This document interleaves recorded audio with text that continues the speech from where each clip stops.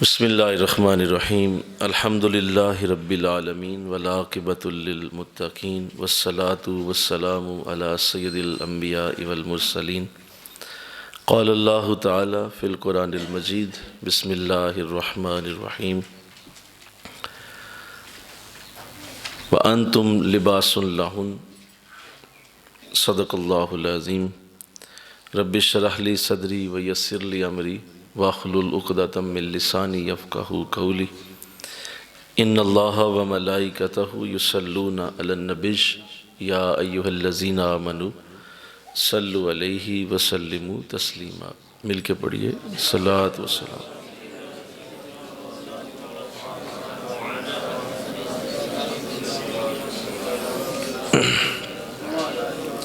صلاۃ والسلام علیکہ یا رسول اللہ وعلی آلکہ واصحابکہ یا سیدی یا حبیب اللہ، صلاۃ والسلام علیکہ یا رحمۃ للعالمین وعلی آلکہ واصحابکہ یا سیدی یا خاتم النبیین۔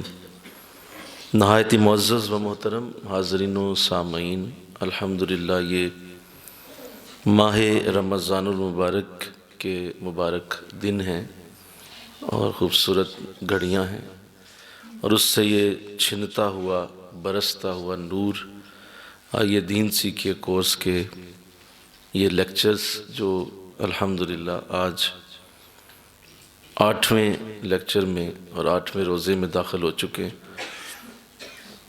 اس پہ اللہ کا شکر ہے کہ اس نے ہمیں یہ سعادت بخشی کہ ہم اللہ کے دین کو سمجھنے کی سعادت لے رہے ہیں، اور یہ وقت بڑی تیزی سے ہمارے ہاتھوں سے پھسلتا چلا جا رہا ہے۔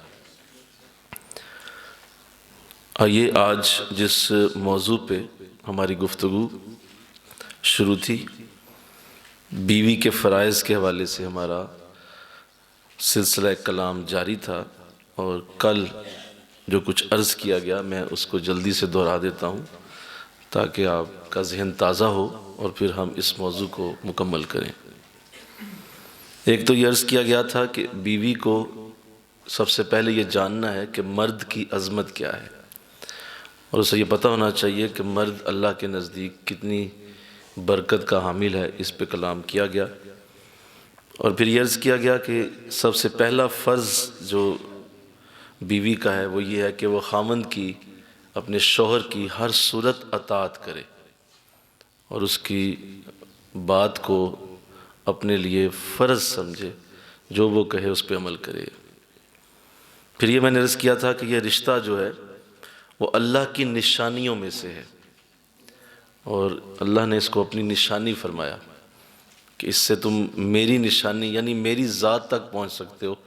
جب نشانی کہا جاتا ہے تو اس کا مطلب یہ ہے کہ ذات کو قریب ہی ہے، تبھی نشانی دی گئی ہے۔ تو اللہ کی ذات تک پہنچنے کے لیے، اللہ کی معرفت پانے کے لیے میاں اور بیوی کے رشتے کو اللہ نے اپنی نشانی قرار دیا۔ پھر یہ فرمایا آقا علیہ السلام نے کہ اگر میں کسی کو سجدہ کرنے کا اللہ کے سوا کسی کو حکم دیتا تو بیوی کو سجدہ کرنے کا حکم دیتا کہ وہ شوہر کو سجدہ کرے۔ اس حوالے سے گفتگو ہوئی۔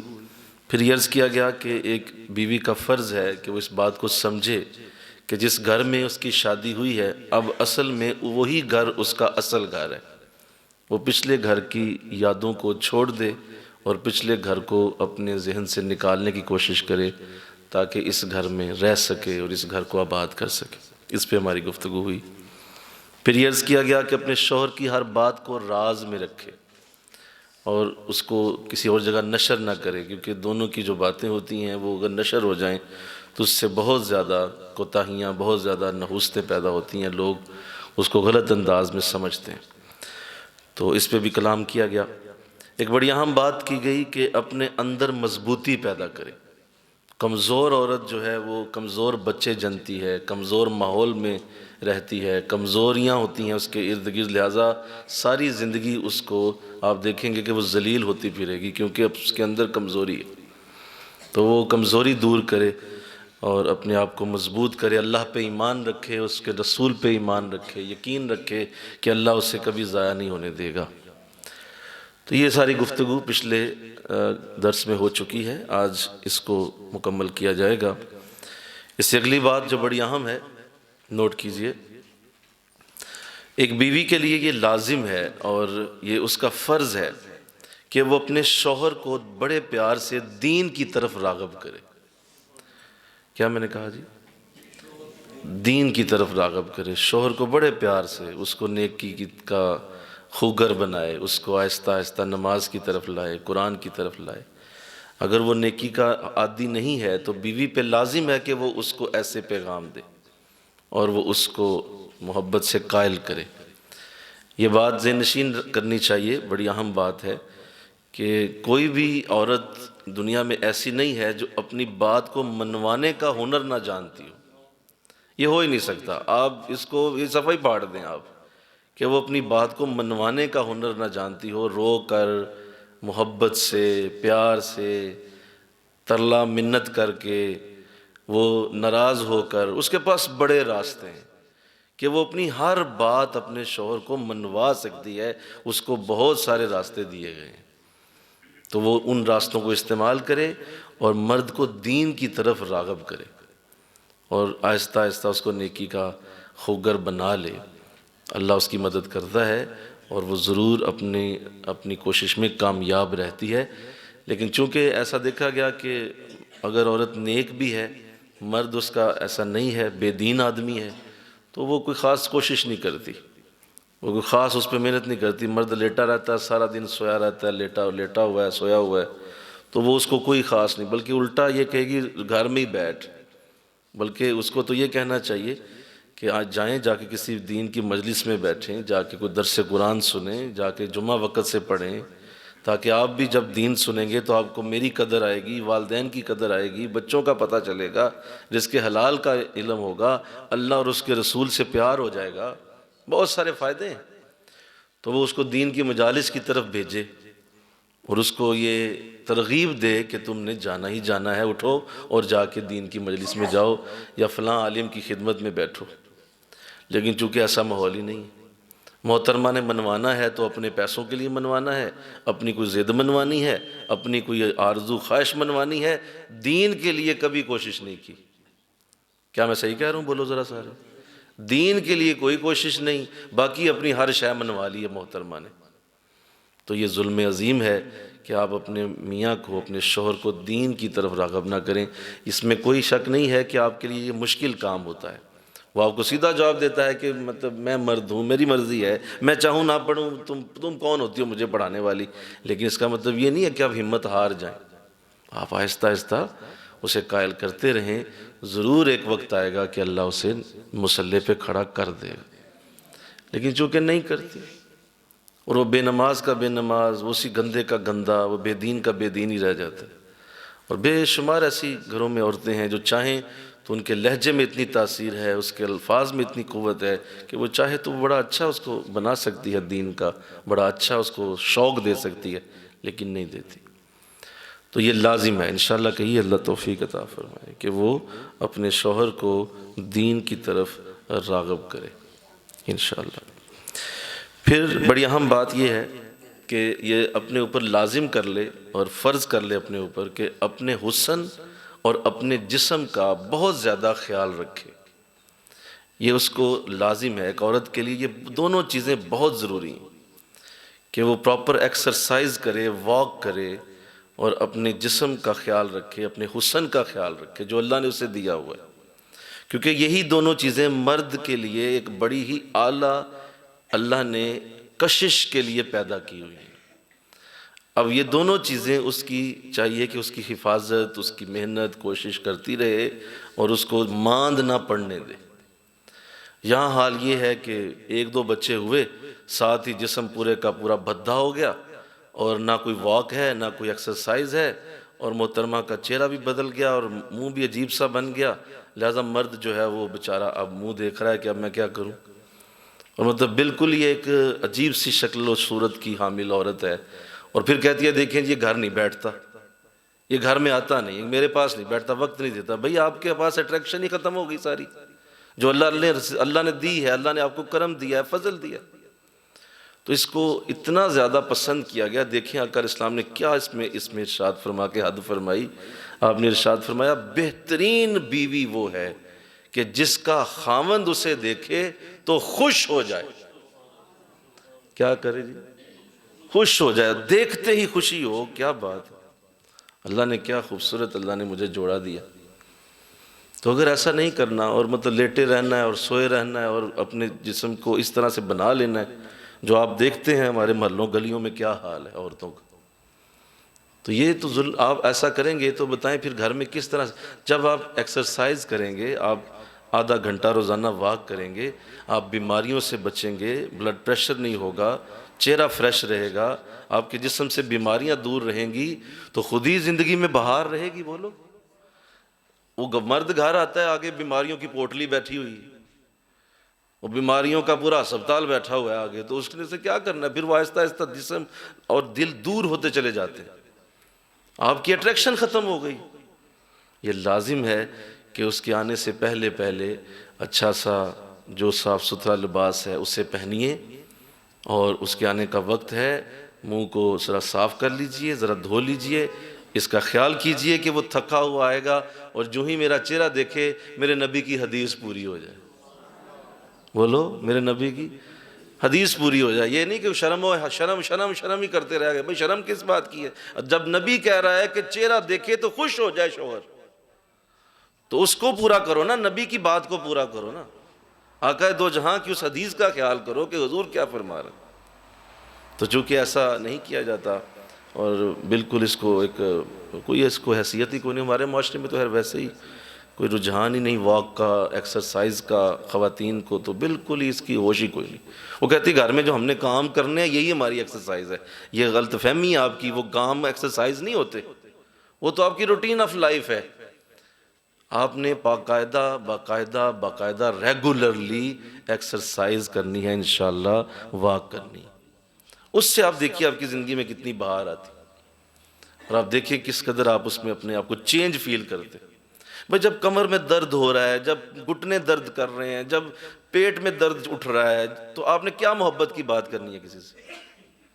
کیا آپ نے اس پہ مطلب آپس میں آپ بیٹھنا ہے؟ آپ نے تو دعائیں ہی مانگنی ہے ایک دوسرے سے. ذرا پیناڈول پکڑا دو، ذرا یہ انجیکشن لگوا دو، فلاں چیز مجھے لا دو، فلاں حکیم کی دوائی لا دو. وہ بیچارہ تو دوائیوں کے لیے رہ گیا بس، اور تو کچھ نہیں. تو آپ نے کیا اس کے ساتھ؟ میری بات سمجھ رہے ہو؟ بولو، یہ بڑی اہم بات ہے جس کی طرف توجہ ہی کوئی نہیں. تو اس پہ پورا دھیان رکھا جائے کہ اپنے جسم کو، اپنے حسن کو خراب نہ ہونے دیا جائے. اس کے لیے جو اللہ رسول نے حکم دیے ہیں وہ پورے کیے جائیں، اور اس کے لیے پانی سے مدد لی جائے. پانی سے مدد کیسے لی جائے؟ یہ جو 5 نمازوں کا وضو ہے، یہ حسن ہی حسن ہے. اس میں حسن ہے بڑا. جو 5 نمازوں کا وضو کرتا ہے، ایسا اس کو کبھی مان نہ پڑنے دو. میں نے دیکھا ہے بعض ایسی خواتین ہوتی ہیں، بڑھاپا آ جاتا ہے لیکن چہرہ ان کا ایسے چمکتا ہے جیسے جوانی میں ہوتا ہے. اور بعض ایسی دیتی ہیں جوانی میں ہوتی ہیں، لگتا ہے 70 سال کی بڑھیا ہے، چہرہ اتنا لٹک چکا ہے، پریشانی منہ پہ ہے، 12 بجے ہوئے ہیں، ہر وقت اس کا چہرہ ایسے لگتا ہے جیسے پریشانیوں کا گھر ہے. تو بھائی آپ نے کیا پھر ازدواجی زندگی میں خوشیاں پانی؟ تو یہ مرد کا حق ہے، آپ کا فرض ہے کہ آپ اپنا خیال رکھیں، آپ اپنے اوپر محنت کریں. میں نے ایک بات آپ کو سنائی تھی کہ چائنا میں ایک وزیر کو جو ہے وہ انہوں نے کہا بلا کے کہ آپ استعفیٰ دیں، اور آپ کا ریزیگنیشن ہمیں چاہیے، یہاں رکھیں، استعفیٰ رکھیں، سائن کریں اس پہ، کل سے آپ کی ڈیوٹی ختم ہے، آپ کی وزارت واپس لیتے ہیں ہم. تو اس نے بڑا احتجاج کیا. اس نے کہا جی میرا جرم کیا ہے؟ کل اچھا بھلا میں آیا ہوں، آفس آیا ہوں، آج آپ مجھے بلا کے میرا استعفیٰ مانگ رہے ہیں. تو ایسا کیا کیا میں نے آج کے دن میں ہی ایسی کیا بات ہو گئی؟ تو انہوں نے بڑا جو اچھا جواب دیا، اور انہوں نے کہا جی اس لیے کہ ہم نے آپ کی پوری ریکی کروائی ہے، جاسوسی کروائی ہے، 30 دن ہو گئے ہیں آپ نے واک نہیں کی. تو جو بندہ اپنا خیال نہیں رکھ سکتا وہ محلے کا، ملک کا کیسے خیال رکھے گا؟ جس سے اپنے جسم کی فکر نہیں ہے، اسے گلی محلے کے لوگوں کے جسم کی کیسے فکر ہوگی؟ آپ بے فکر آدمی ہیں، آپ اپنے گھر بیٹھے سوئیں، آپ یہاں استعفیٰ رکھیں. وہ مجھے ساتھی بتانے لگے اس نے بڑا واویلا کیا، انہوں نے سائن کرا کے چھوڑے اس کو کہ تو اپنا خیال تو رکھتا نہیں، تو نے محلے کا کیا رکھنا ہے؟ تو بالکل یہی ہمارا حال ہے، ہم اپنا خیال نہیں رکھتے. ہم بچوں کا کیسے رکھیں گے؟ شوہر کا کیسے رکھیں گے؟ گھر کا کیسے رکھیں گے؟ اپنا رکھو گے تو سارے خیال رکھے جائیں گے.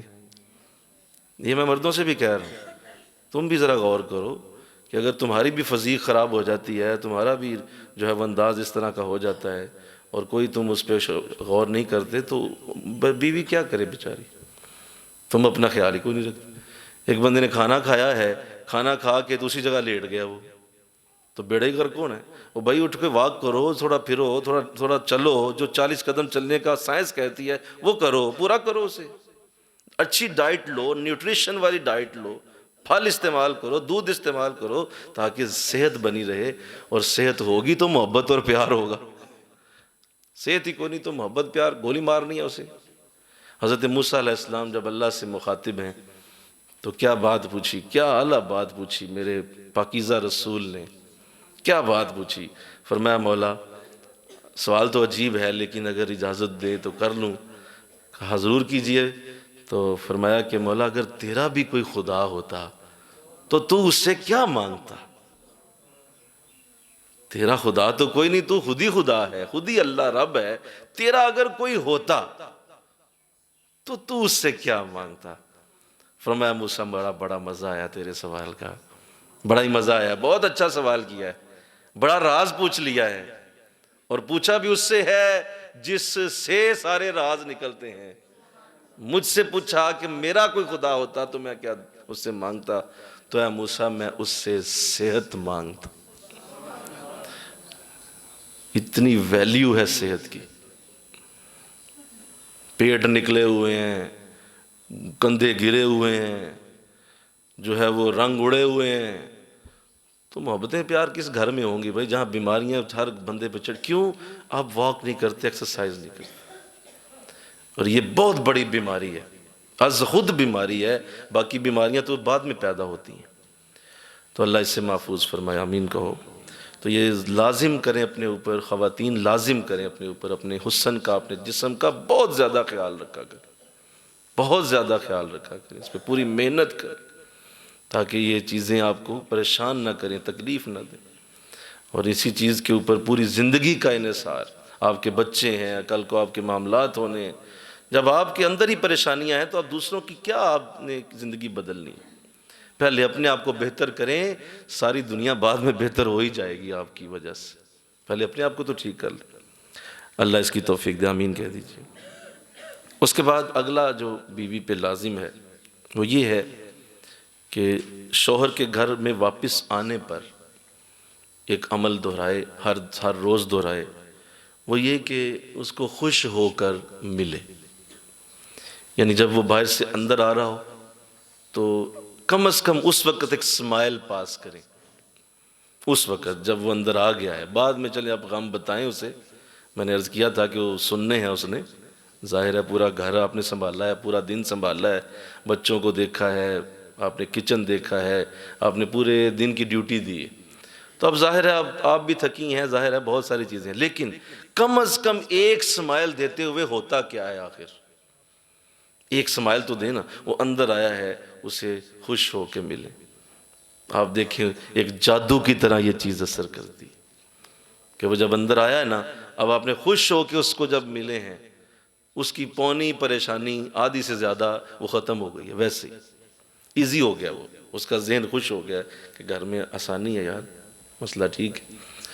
اور اگر ایسا نہیں ہے کہ اب وہ اندر آیا ہے اور آگے سے جو ہے وہ ایک بڑا ڈرونا سا کنسیپٹ ہے اور چہرہ اترا ہوا ہے اور غصہ چڑھا ہوا ہے، تو بیچارہ کیا کرے؟ کہ لو جی پہلے میں باہر کا ذرا میں نے جو تکلیف اٹھائی ہے، تیار ہو جا پتر ہے، ان کا عرش بھی جنگ شروع ہونے لگی، لہٰذا وہ پورا ذہن بنا لے گا کہ ابھی شروع ہونے لگا کچھ نہ۔ تو کم از کم اس وقت آپ پہ لازم ہو جاتا ہے کہ جب وہ اندر آ رہا ہے آپ اس وقت اسمائل پاس کریں، خوش ہو کے اس کو ملیں۔ میں نے سیدہ عائشہ رضی اللہ عنہ کا آپ کے سامنے عمل رکھا تھا، یاد ہے آپ کو؟ حضرت عائشہ رضی اللہ عنہ کیا فرمایا کرتی تھی؟ اے دنیا والو، ایک تیرا سورج ہے اور ایک میرا سورج ہے، تمہارا سورج دن کو نکلتا ہے، میرا سورج رات کو نکلتا ہے۔ تو کیا شعر تھا جو آپ ہر بار بولا کرتی، پتہ نہیں لوگ اس کو سبحان اللہ کہتے ختم کر دیتے ہیں، عمل کوئی نہیں کرتے اس پہ۔ بھئی جب وہ اتنا خوبصورت انداز ایک ہمارے نبی کی زوجہ کر سکتی ہے تو ہمیں کیوں نہیں کرنا چاہیے؟ ہمیں کیوں نہیں اس پہ عمل کرنا چاہیے؟ کوئی اس کو دیکھتا نہیں، کوئی سمجھتا نہیں، ہر ایک کو اپنی اتنی پڑ گئی ہے کہ وہ ان چیزوں کو، ان قیمتی اصولوں کو گٹر میں پھینک چکے. کہتے ہیں کیا کرنا ہے ان کو کر. اور یہ جادو ہے بھائی، یہ میجک ہے ایک، کہ وہ اندر آ رہا ہے تو آپ اس سے خوش کر کے ایک دفعہ اسمائل کر کے ملے ہیں، آپ ٹھیک ہیں، خیریت سے ہیں، تھکے تھکے لگ رہے ہیں، بس بیٹھیں ذرا، کافی، ختم، بس اتنا ہی چاہیے. اس کے بعد آگے آپ اپنی بات شروع کریں جو آپ چاہتے ہیں. تو یہ بڑا لازم ہے، انشاءاللہ کہہ دو اللہ توفیق. اس کے بعد ایک بیوی کے لیے لازم ہے کہ وہ بہترین کھانا پکانے کی صلاحیت سے اپنے آپ کو بہرہ ور کرے. اس کے اندر یہ بہت اچھی خوبی ہونی چاہیے کہ اسے کھانا بنانا بہت اچھا آنا چاہیے. کیونکہ کہا جاتا ہے کہ شوہر کے دل کا راستہ اس کے معدے سے گزرتا ہے. کہاں سے گزرتا ہے جی؟ ڈائریکٹ دل تک نہیں آپ پہنچ سکتے، درمیان میں معدہ آئے گا. تو اس کے لیے آپ کو بہترین کھانا پکانے کی خوبی سے اپنے آپ کو مزین کرنا ہے. اچھا پکانا سیکھیں، محنت کریں، کوشش کریں. اور یہ نہ ہو کہ جب آپ کھانا اس کے سامنے رکھیں تو اس کو لگے کہ اس سے میں زہر کھا لوں، وہ اچھا ہے. یہ کھانا میرے سامنے جو رکھا گیا ہے نا، اس سے بہتر ہے میں کسی گندے ہوٹل کا، ڈھابے کا جا کے کھانا کھا لوں، وہ مجھے زیادہ سوٹ کرے گا. تو ایسا ظلم تو نہ کیا جائے اس پر، کیونکہ اس کے لیے آ جا کے گھر کی روٹی ہے ایک، تو اگر آپ اس میں بھی آپ نے ناکامی ہے اور آپ کو نہیں ہے اس کا تجربہ، تو اس سے بڑا کیا ظلم ہوگا. پھر کیا ہوتا ہے سنو، پھر ظلم یہ ہوتا ہے کہ وہ بیچارہ باعث سے کھانا کھانے کا عادی ہو جاتا ہے. ظاہر ہے اس کو پتہ ہے کہ یہاں نہ مرچ ہے نہ نمک ہے، کبھی ہلدی تیز ہے، کبھی نمک کم ہے، کبھی کچھ کم ہے، کبھی پانی زیادہ پڑ گیا ہے، کبھی زیادہ گل گئی ہے سبزی، تو بہت کچھ ہو رہا ہے. لہذا اسے پتہ چل گیا ہے کہ اب میں گھر گیا نا تو یہ آگے سے لڑتا ہے تو پھر لڑائی زیادہ ہو جاتی ہے، تو باہر سے کھانا شروع کر دے گا. اب جب وہ باہر سے کھائے گا تو اس کی نحوست اتنی بڑی ہے کہ جس کا اندازہ لگانا ممکن نہیں. پتہ نہیں کس گندے ہاتھ نے پکایا ہے، کس بے وضو شخص نے پکایا ہے. ہو سکتا ہے ناپاک تھا، ابھی ناپاکی میں تھا اور ساتھ ہی روٹی پکانا شروع کر دی اس نے ہوٹل آ کے. کیا پتہ آپ کو کس نے کھانا بنایا اور اس کا کیا انداز تھا، کس ہانڈی میں بنا ہے، اس میں کتنی بار چھپکلی پھر کے گئی ہوئی تھی، کتنی بار اس کے اندر جو ہے وہ مکڑی گری ہوئی تھی، کیا پتہ تھا کہاں وہ کس ہانڈی میں پکا، کیا پتہ. کتنی وہ بری چیزیں ہیں جن سے وہ پکا کے، اور وہ کب کا گھی پڑا ہوا تھا، کئی دن کا، اور اس کو کئی بار اس گھی کو استعمال کیا گیا تھا، پھر دوبارہ اسی سے گھی سے انہوں نے بنا دی روٹی، کھانا بنا دیا. تو کیا پتہ ہے بھائی.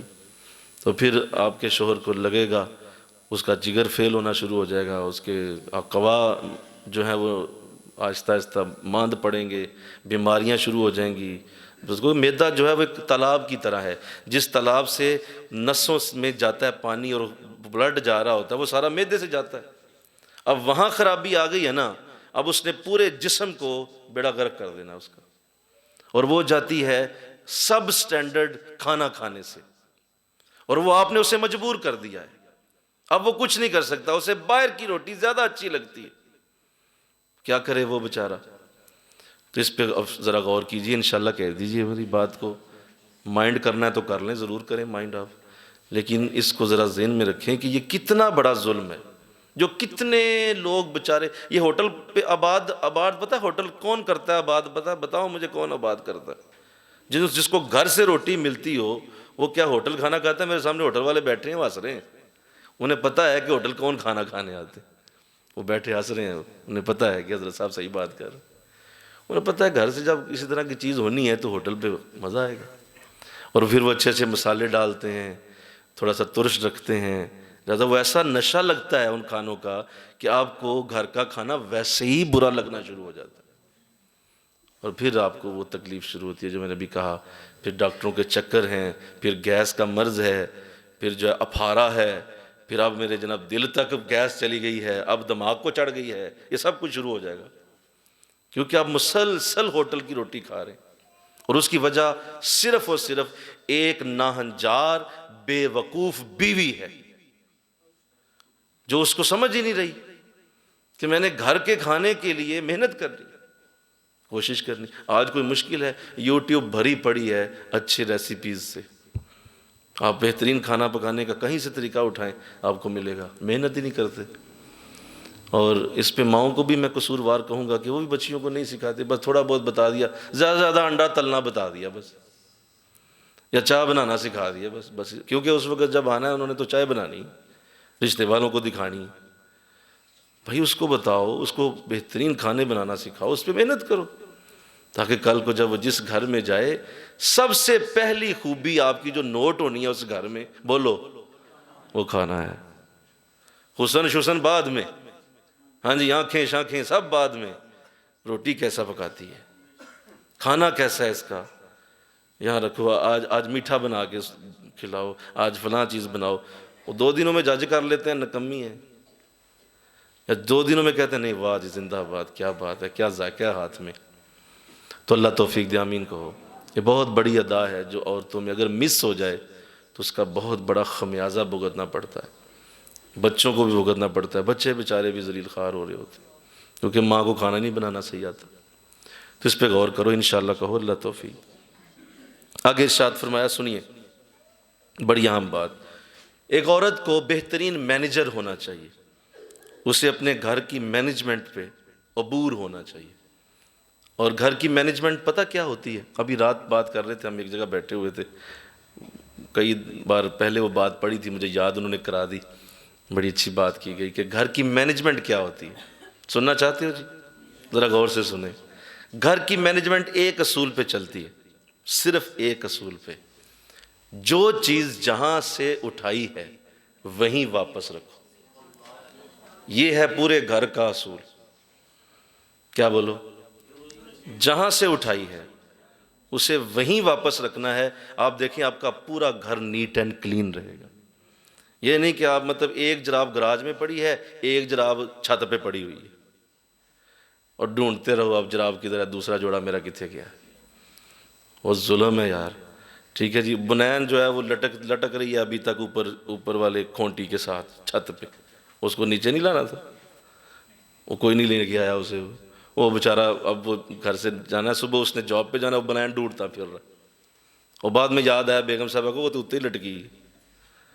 اس قدر کچجی رنیں ہوتی ہیں یہ، یقین کریں کوئی ان کا انداز نہیں ہوتا، پورا گھر بکھرا پڑا، بچوں کی نیپیاں پڑی ہوئی ہیں، ان سے بو آ رہی ہے، بیڑا غرق ہوا ہوا ہے۔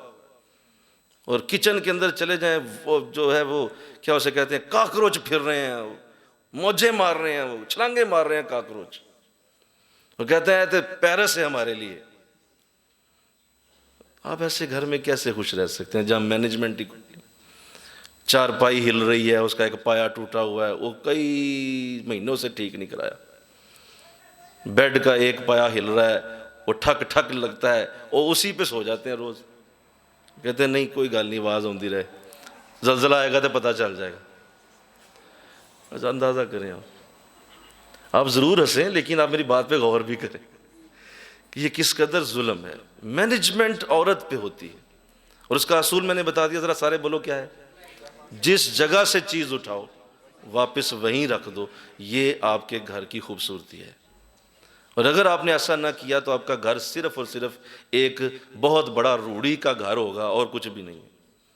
وہاں پہ اندر آنے والا کہے گا یہ یار اس سے بہتر تھا میں باہر سڑک پہ بیٹھ جاتا، سڑک اس سے زیادہ صاف ہے، گھر تو آنے کا فائدہ کوئی نہیں ہوا۔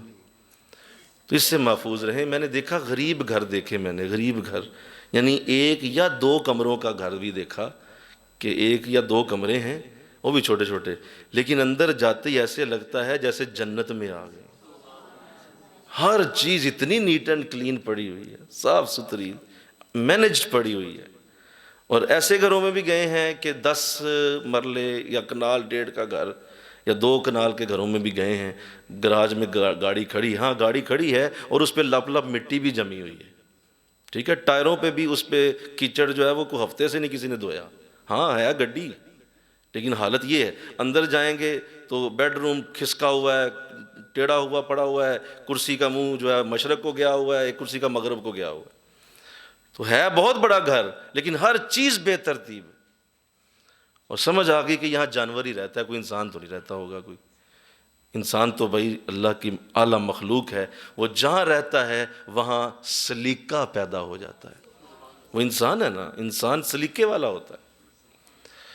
تو اللہ اس کی بھی توفیق دے۔ یہ انتظام کی خوبی یہ ہونی چاہیے ایک عورت کے اندر، اور اس کو ہر صورت اس پہ غور کرنا چاہیے کہ اس پہ غور کرے. مطلب بعض ایسی دیکھے کہ وہ مطلب بیڈ روم میں گئے ہیں نا، تو وہ اب بیڈ شیٹ ہے تو بیڈ شیٹ کا ایک ڈیزائن ہوتا ہے، تو آپ بیڈ شیٹ کے ڈیزائن کو دیکھتے ہیں، اسی طرح کا سراہنا رکھتے ہیں نا، اس کا ڈیزائن اس سے میچ کرتے ہیں. ایسا بالکل الٹ رکھا ہوا ہے اس سے، اس کا رنگ سفید ہے بیڈ شیٹ کا اور کالے رنگ کے سراہنے رکھ دیے، کوئی اس پہ میچنگ ہی نہیں ہو. نظر آ رہا ہے یار یہ نہیں سج رہا یہاں پہ، لیکن بس رکھے ہوئے ہیں، میری مرضی، میرا بیڈ ہے، جو مرضی کروں. تو یہ سلیقہ جھلکتا ہے. یا آپ کی نماز روزہ حج زکوٰۃ اگر سلیقہ پیدا نہیں کر رہی تو آپ نماز روزہ حج زکوٰۃ پہ غور کریں، غور کریں. وہ نماز روزہ حج زکوٰۃ نہیں ہو رہی اگر سلیقہ ہی کوئی نہیں ہے. آپ کے ایک چھوٹا سا شکن بھی آ جائے نا. سنو، حضور علیہ السلام مسجد نبوی میں موجود ہیں، صحابی آتے ہیں، تھوڑی سی داڑھی بکھری دیکھی، تھوڑا سا کپڑے مسئلے دیکھے، حضور نے روک لیا، فرمایا یہ تم نے کیا حالت بنائی ہے اپنی، یہ آپ کے کپڑے کیوں مسئلے ہوئے ہیں، داڑھی شریف کیوں بکھری ہے؟ فرمایا حضور بس اللہ کی محبت. کا کون سی محبت؟ یہ کون سی محبت ہے بھائی؟ کیا میں اللہ کی محبت والا نہیں؟ بولو. کہا جی حضور آپ سے بڑھ کے کون ہو سکتا ہے، آپ اللہ کی محبت والے ہیں، سب سے زیادہ پیار تو اللہ کو آپ سے ہے. تو فرمایا دیکھو میرا چہرہ دیکھو کیسے سنورا ہوا ہے، سب سے زیادہ مجھے اللہ سے پیار ہے اور اللہ کو مجھ سے ہے، تو دیکھو میں کتنا سنورا ہوا ہوں، ذرا میرے کپڑوں پہ ذرا نظر مارو ذرا. اور اگر سلیقہ ہی نہیں ہے تو خبردار صاحبی ایسا کوئی پیار شیار نہیں. ان اللہ جمیل و یحب الجمال، اللہ خوبصورت ہے اور خوبصورتی کو ہی پسند کرتا ہے. تو اللہ اس کی توفیق دے، آمین کہو، اللہ سعادت دے دے. پھر آئیے میں اب آپ کی توجہ چاہتا ہوں، کچھ خاص باتیں آپ سے کرنے لگا ہوں جو بڑی اعلیٰ بیوی کی علامات ہیں. یہ تو ایک نارمل چیزیں میں نے آپ کے سامنے رکھی. اب جو بڑے لیول پہ ہوتی ہے، بہت اعلیٰ بیوی ہوتی ہے، اس کے اندر ایک جذبہ ہوتا ہے، اور وہ یہ ہوتا ہے کہ وہ اپنی ہر چیز لٹا دیتی ہے اپنے شوہر پر. اپنی ہر چیز کو لٹانے کا جذبہ اس کے اندر ہوتا ہے. اور اس کے لیے میں پیش کرتا ہوں اپنی ماں حضرت خدیجہ رضی اللہ تعالیٰ عنہ کی مثال. حضرت خدیجہ رضی اللہ تعالیٰ عنہ، ایک بار ایسا ہوا سنیں کہ آپ حضور علیہ السلام گھر سے نکلے، اور آپ کی عادت تھی کہ آپ مکے میں مختلف جگہوں پہ جایا کرتے، لوگوں کی ضرورتیں پتہ کرتے. تو آپ مکے سے نکلے، کسی گھاٹی میں، کسی وادی میں، پہاڑی کے قریب سے گزر رہے تھے، تو دیکھا کہ ایک قبیلہ جو ہے وہاں ٹھہرا ہوا ہے، کچھ خانہ بدوش لوگ ہیں، خیمے لگائے ہوئے ہیں، اور وہ وہاں رکے ہوئے ہیں. تو حضور وہاں چلے گئے. جا کے جب دیکھا تو ان کی حالت بڑی خراب تھی، بچے بھوک سے رو رہے تھے، جسموں پہ کپڑے بھی نہیں تھے، اور بہت ہی زیادہ حالت خراب دیکھی آپ نے. بڑی تکلیف ہوئی. گھر آئے، گھر آ کے تو آپ لیٹ گئے، اپنے چہرہ مبارک پہ ہاتھ رکھ لیا، آنکھیں بند کر لی، لیٹ گئے. اماں خدیجہ رضی اللہ تعالیٰ عنہ نے پوچھا کہ ابھی آپ گئے تھے، واپس آئے ہیں، تو کیا ہوا، کیوں اس طرح کہ آپ لیٹ گئے ہیں، کیا وجہ ہوئی؟ تو آپ نے ارشاد فرمایا کہ ابھی میں جو منظر دیکھ کے آیا ہوں مجھے بڑی تکلیف ہوئی ہے، مجھے بڑا دکھ ہو رہا ہے کہ وہ بیچارے کسی ایسی، وہ اس وقت غربت کی حالت میں ہے کہ میں کس طرح ان کی وہ حالت دور کروں.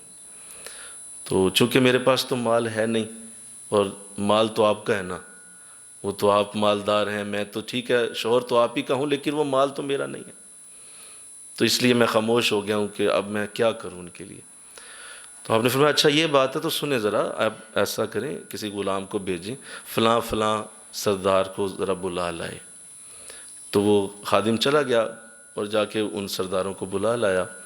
جب وہ آ کے بیٹھ گئے تو جب وہ آئے نا، تو اس سے پہلے حضرت خدیجہ اشرفیوں کا اتنا اونچا ڈھیر لگا چکی تھیں کہ ان کے پیچھے وہ سردار سارے ہی چھپ گئے.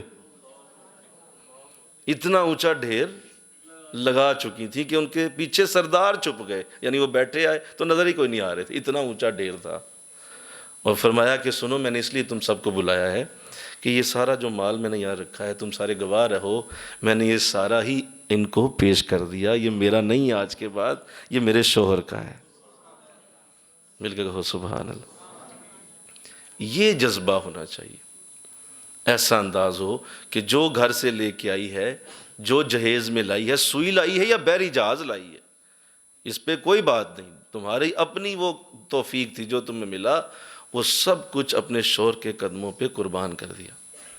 کہ بھائی یہ آپ کا ہے، میں نے یہ سب کچھ آپ کو دیا، آپ اسے استعمال کریں، اس اے سی کو لگائیں، آپ اس واشنگ مشین کو آپ کی بہنیں استعمال کریں، آپ کے بھائی استعمال کریں، یہ بیڈ روم ہے، اس میں آ جائے، کوئی اگر سونا چاہتا ہے کوئی مسئلہ نہیں ہے، ایک آدھ دن کے لیے سو سکتا ہے، آ جائے، میری چیزیں استعمال کرے وہ، یہ میرے برتن ہیں، میرے گلاس ہیں، یہ ہر چیز استعمال کے لیے ہے، یہ میں نے قبر میں تھوڑی لے کے جانی۔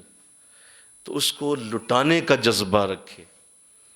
یہ بہت بڑی ادا ہے جو آج عورتوں میں اتنی مس ہو چکی ہے کہ ایک ایک گلاس پہ لڑائیاں کرتی ہیں، یہ ایک ایک چمچ پہ لڑائی ہو جاتی، یہ میری جہیز کا چمچ تھا، کیوں اٹھایا گیا، میری الماری کیوں کھول دی، لے جا الماری اپنی قبر میں اپنے ساتھ، لے جا چمچ اپنے ساتھ اور فرشتوں کے منہ میں دے دو وہاں پہ جا قبر میں۔ ظالم عورت ایک چمچ پہ لڑائی کرتی ہے اور پھر کہتی ہے طلاق کیوں دی ہے مجھے۔ تو ظاہر ہے تیرے ساتھ یہی ہونا چاہیے، اس قدر تو مطلب ایک بالکل ہی اپنے ذہن کو تنگ کر کے آپ جائیں گے تو کیسے خوش رہیں گے آپ۔ سنو ایک بات کرنے لگا ہوں، جتنا آپ ان جو ہے وہ ایسی چیزوں سے جو مٹیریلسٹک چیزیں ہیں جتنا ان سے دور رہیں گے اتنا اللہ کے قریب ہوں گے آپ۔ یہ مٹیریلسٹک چیزیں ہیں، یہ آپ کو اللہ سے دور کرتی ہیں، آپ ان سے دور ہو جائیں اللہ کے قریب ہو جائیں گے، آپ خود ہی قریب ہو جائیں گے۔ یہ کیا بات ہوئی؟ تو کہا کہ اس طرح کا انداز جو حضور اسلام کے ساتھ تھا وہ حضرت خدیجہ رضی اللہ تعالیٰ عنہ کا تھا، اور یہ اگر اللہ آپ کو دے دے کبھی کمی نہیں آئے گی انشاءاللہ، کبھی کمی نہیں آئے گی۔ اللہ آپ کو اس سے دگنی تگنی برکت نہ دے تو ہمارا گریبان حاضر ہے، اللہ ضرور دے گا انشاءاللہ۔ آگے سنیے، پھر یہ جو بات ابھی عرض کرنے لگا ہوں کہ حالات ظاہر ہے بہت سارے آتے ہیں زندگی میں، آپ جس زندگی سے گزریں گے وہ بڑی مشکل بھی ہوگی، کبھی وہ آسانیوں میں بدلے گی، کبھی بیماریوں میں آئے گی، کبھی بہت ساری خوشیاں آئیں گی، کبھی غم آئے گا، تو یہ سارا کچھ ہوگا۔ کسی بھی حالت میں اپنے شوہر کو چھوڑ کے نہ جائیں، یہ لازم اس کو اپنے اوپر کر لیں، خوشی یا غم ہو کبھی ایسا دن نہ آئے کہ آپ اسے چھوڑ کر چلے جائیں اور کہیں جا تو اپنا سام تو میں اپنا سام، نہیں، یہ غلط ہو گیا، اس طرح کا انداز ایک بیوی کا نہیں ہوتا۔ اور اس کے لیے بھی میری ماں اماں خدیجہ رضی اللہ تعالیٰ عنہ کی ہی مثال دیتا ہوں کہ آپ کا انداز ایسا تھا کہ جب آپ کو شدید بیماری کے دن دیکھنے پڑے اور شیب ابی طالب میں 3 سال آپ نے وہ برداشت کی، اتنے سخت دن ہیں وہ کہ وہ ہم علماء بیان نہیں کر سکتے یہاں منبر و محراب پہ، اتنے سخت دن آپ نے گزارے۔ ایک تو آپ بڑی نرم و نازک تھیں، آپ ناز و نام میں پلی تھیں، بڑے امیر باپ کی بیٹی تھیں آپ، خویلد جو مکے کے اعلیٰ ترین امیروں میں شمار ہوتے تھے ان کی صاحبزادی، بڑی صاحبزادی تھیں آپ، اور بڑے نوکروں میں پلی تھیں، غلاموں میں پلی تھیں، باندیاں کنیزیں آگے پیچھے چلتی تھیں، لیکن حضور کے ساتھ جب آئیں تو کتنے کتنے سخت دن دیکھے آپ، کتنی سختی سے گزری ہیں کہ وہ بیمار ہو گئیں، اتنا بیمار ہوئیں کہ شدید بیماری کی حالت تھی۔ تو آقا دو جہاں صلی اللہ علیہ وسلم آپ نے ارشاد فرمایا، اے خدیجہ یہ لوگ میرے دشمن ہیں، مجھے مکے میں داخل نہیں ہونے دیتے، تیرے دشمن یہ نہیں ہیں، تیرا باپ ان پہ بڑا احسان کیا کرتا تھا اور یہ تیرے ساتھ بڑا پیار کرتے ہیں، اور اگر ابھی میں ان سے کہوں تو یہ تجھے مکہ جانے کی اجازت دے دیں گے، تو جا اپنے باپ کی حویلی میں چلی جا، ٹھنڈا وہاں پہ انتظام ہے، 4 پائیاں ہیں، بستر ہیں، وہاں تیرا اچھا انتظام ہوگا، کھانے کا، پینے کا، دوائی کا، تو تسلی سے آپ چلی جائیں، میں دل میں کوئی ملال نہیں رکھوں گا، میری طرف سے پوری اجازت ہے، میں کوئی ایسا دل میں نہیں رکھوں گا کہ میری بیوی وہاں علاج کرا رہی ہے اور میں یہاں گرم ریت پہ بیٹھا ہوا ہوں، ایسا کچھ نہیں ہے خدیجہ، آپ چلی جائیں۔ جواب سنیے، فرمایا کہ نہ کبھی پہلے ایسا سوچا تھا نہ آج ایسا سوچوں گی، کبھی آپ کو چھوڑ کے نہیں جاؤں، یہ ہو ہی نہیں سکتا۔ آج یہ بات آپ نے کی ہے نا، دوبارہ زندگی میں نہ کیجیے گا، میں نے مرنا جینا آپ کے ساتھ رکھا ہوا ہے، میرا کوئی تعلق نہیں ہے کہ میں وہاں اپنے گھر باپ کے گھر چلی جاؤں، ادھر ہی رہوں گی۔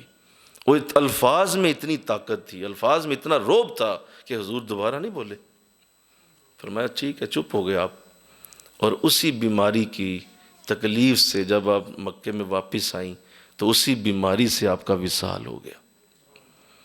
حضور کا ساتھ نہیں چھوڑا، اور حضور کا ساتھ چھوڑ کے حالانکہ اجازت بھی دی جا رہی تھی نہیں گئیں آپ۔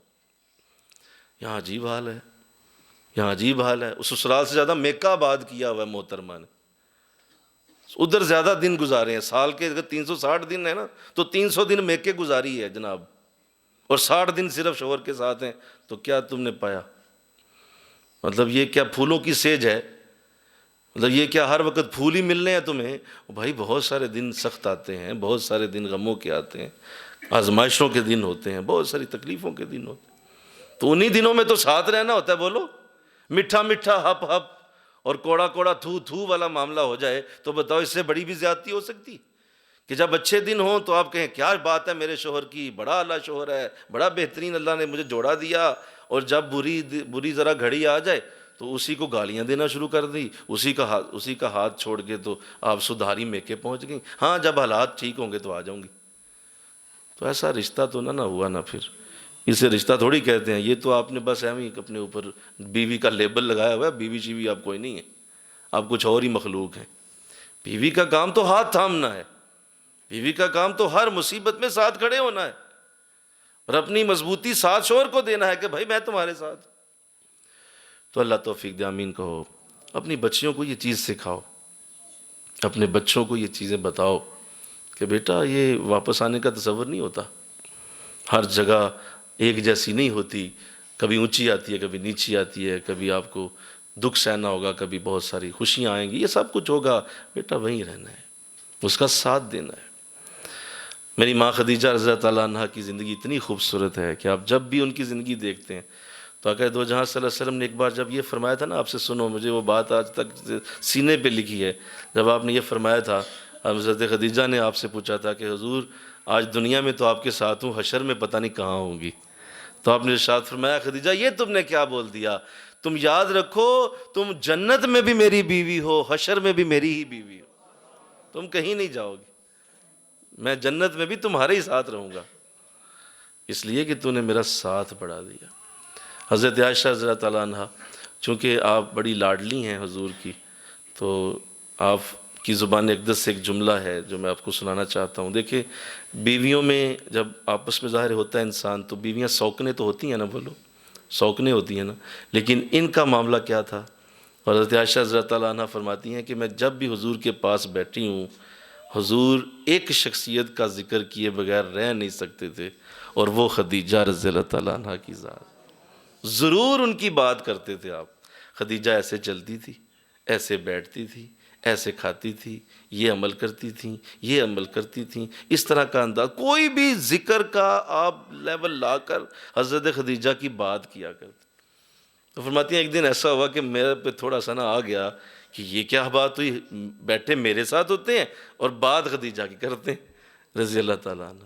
تو آپ نے فرمایا کہ حضور ٹھیک ہے آپ کو بڑی محبت ہے ان سے، بڑا پیار ہے، اس میں کوئی شک نہیں، لیکن یہ بھی تو دیکھیں وہ بوڑھی تھیں، آپ سے بڑی تھیں، آپ کو دیکھیں اللہ نے جوان بیویاں بھی تو دی ہوئی ہیں، اپنی طرف اشارہ کیا، جوان بیویاں دی ہیں، کنواری بیویاں دی ہوئی ہیں، تو وہ تو بیوہ بھی تھیں اور بوڑھی بھی تھیں۔ تو حضور اسلام کے چہرہ مبارک پر جلال کے اثرات نمودار ہو گئے، غصہ آ گیا آپ کو۔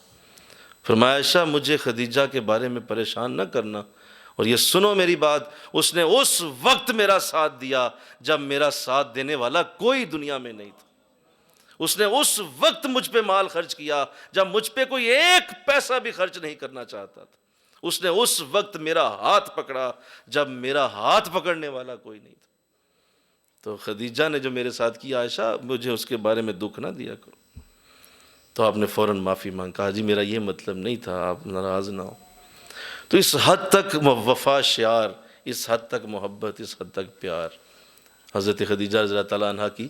میں نے ابھی ایک بات ان کی پڑھی ہے تو وہ بڑی خوبصورت بات تھی، دل کیا آپ سے شیئر کروں کہ حضرت خدیجہ رضی اللہ تعالیٰ عنہ یوں تو وفا میں کوئی کمی نہیں چھوڑی آپ نے، مطلب آپ جب ان کی سیرت پڑھتے ہیں تو وفا کی انتہا ہے، آپ وفاداری میں آپ سے بڑا نام کوئی نہیں ہو سکتا، اور جسے صحیح فرسٹ لیڈی کہا جا سکتا ہے وہ سیدہ خدیجہ رضی اللہ تعالیٰ عنہ ہی ہو سکتے ہیں، اور اسی لیے آپ کے نام کے ساتھ کبرا لگتا ہے، کبھی غور کرو، خدیجۃ الکبریٰ لکھا ہوتا ہے، بولو خدیجۃ الکبریٰ لکھا ہوتا ہے. یہ کبریٰ کسے کہتے ہیں؟ کبریٰ بڑے کو کہتے ہیں. تو ایسی عورت جو بڑی ہے اور اس کو امت نے خدیجۃ الکبریٰ کہا تو وہ کتنا بڑا اس کا وفا کا انداز ہوگا کہ امت نے کبریٰ کا لقب دیا. تو آپ کیا اعلیٰ وفا شعار ہیں، اس میں تو کوئی شک نہیں ہے کہ بیویوں کے لیے آپ مثال ہیں، اور ہر بیوی کو آپ کی سیرت پڑھنی چاہیے اور سیرت کو جاننا چاہیے. تو ایک تو یہ انداز ہے بیوی کا انداز، ٹھیک ہے. دوسرا ایک اور انداز بھی ہے، وہ یہ ہے کہ آپ کا حضور کے ساتھ جو تعلق ہے وہ ان دا سینس میں سمجھانے کے لیے بتا رہا ہوں، وہ ماں جیسا بھی ہے. وہ ایک ماں والدہ جیسا انداز جس طرح ہوتا ہے، جس طرح انسان پالتا ہے کسی کو، جس طرح کسی کو ایک ایک ایک ایک قدم پہ اپنی مدد دیتا ہے، جس طرح ماں کرتی. حالانکہ آپ بیوی ہیں، میں وہ اس طرح بات نہیں کر رہا، میں ان کے اس انداز کی بات کر رہا ہوں جو حضور کے ساتھ انہوں نے اپنایا. وہ ایک ماں جیسا بھی ہے، اتنی کیئر کی ہے آپ کی، اتنی احتیاط، اتنی محبت. اور وہ کیا تھی دیکھیں نا، فرق بھی تو تھا نا.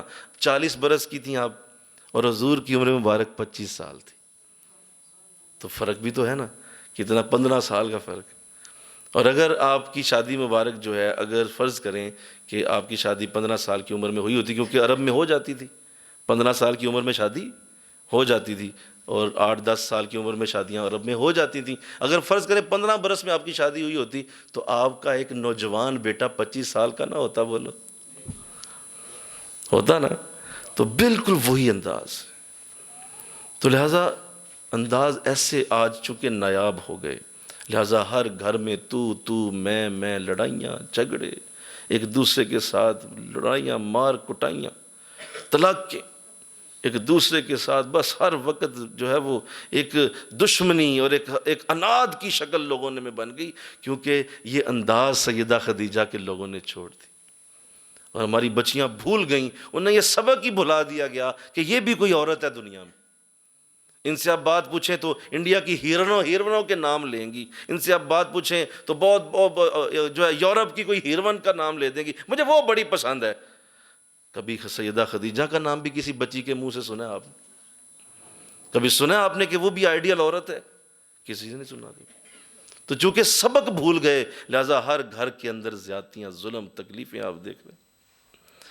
تو اللہ اس سے محفوظ کرے، آمین کہہ دو. آخری بات، اور ہمارا موضوع آج یہ ختم ہوگا. کل انشاءاللہ میں ساس پہ گفتگو شروع کروں گا، کیونکہ ساس ایک بہت اہم ایلیمنٹ ہے اس ازدواجی زندگی میں.